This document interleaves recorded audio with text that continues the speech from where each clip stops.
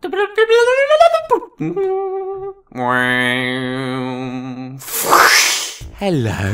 I'm Chris Newton and this is Bago Replay, the weekly show to bring you up to date with the latest news and reviews from BagoGames.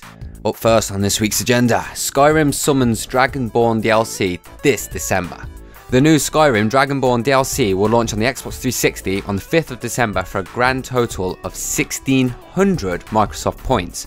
On the other hand, however, no release date for the PlayStation 3 or even the PC were mentioned.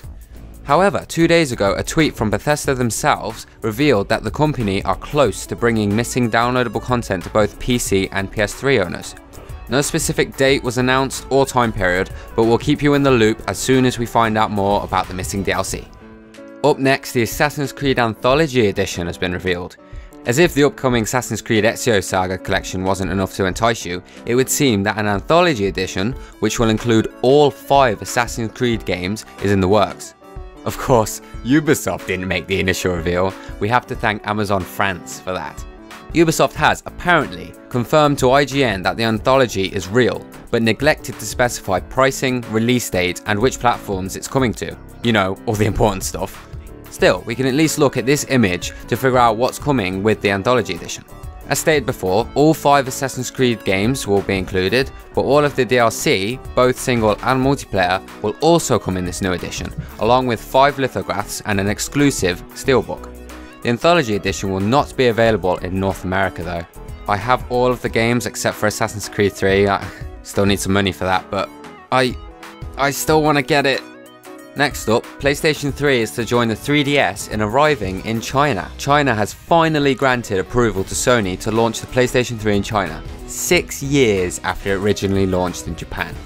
This is due to China having strict laws which technically class games consoles as illegal devices. This console ban was introduced to the country in 2000 to protect the nation's youth. It could be assumed that Sony has labelled the device as a home entertainment device due to the Blu-ray player and various online services such as iPlayer and 4OD, which can be accessed through the system. Protect the nation's youth? More like make them boring. And top news, PlayStation, the official magazine, is to cease publication this year. On top of the sad news regarding Nintendo Power ending circulation this holiday, Feature US has confirmed that PlayStation, the official magazine, will also follow the same fate. As we move further into the digital age, we are likely to see more iconic publications shut down in favour of online websites such as yours truly. Our thoughts are with the staff members of the magazine who are now without jobs due to this change in industry. Earlier this year, UK Nintendo magazine, Nintendo Gamer, also ceased publication but is still alive and functioning through its own website. Perhaps this is something that Future should consider. I think it definitely should be. If you're closing a magazine that's been running for years, then just make it online, it's the same thing. Now for this week's reviews. Aaron reviewed Ragnarok Odyssey for PS Vita, and he gave it an excellent score of 4.5. With his summary, Ragnarok Odyssey is a deceptive game. At first glance, one might think it is nothing more than a Monster Hunter clone, a game that is here only to provide a second-rate experience.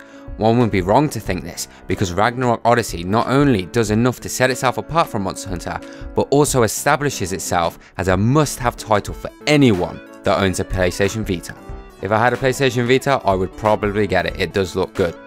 Mitch, the new vice president of BagoGames, reviewed Assassin's Creed 3 for PS3. He gave it an awesome score of 4.2. With his summary, AC3 is exactly what you're looking for if you are a fan of the series. Just don't jump into it with high expectations. As good as the game is, it's not reinventing the wheel. It's still all about the story of Desmond and finding the apple with the Animus. That sounds good to me. Like I said in the Anthology Edition, I am a massive fan of Assassin's Creed and I can't wait to get Assassin's Creed 3. I just need money.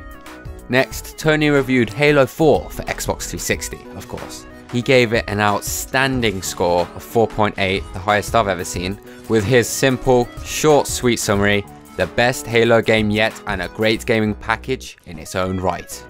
Of course, this is the other game that I want so badly, but I have no money to get it. I have all the Halos, I love them, Master Chief is a boss, and I can't wait until I buy it. And I'm so glad to hear that 343 Studios didn't make a mess of it, in actual fact making it better. Also this week was the After Hours podcast, episode 2, Games, Drink, and Danny's Gone. Danielle's not here because she's too busy actually living her life. going out with friends. What a lonely person. Yeah, friends. Oh my god. I wish I had some of those.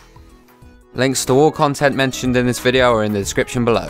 Thank you for watching, remember to stay up to date by subscribing, look forward to changes in the BagoGames YouTube channel, and remember to follow us on Twitter and like our Facebook. Thank you for watching and I'll see you next time. Replay!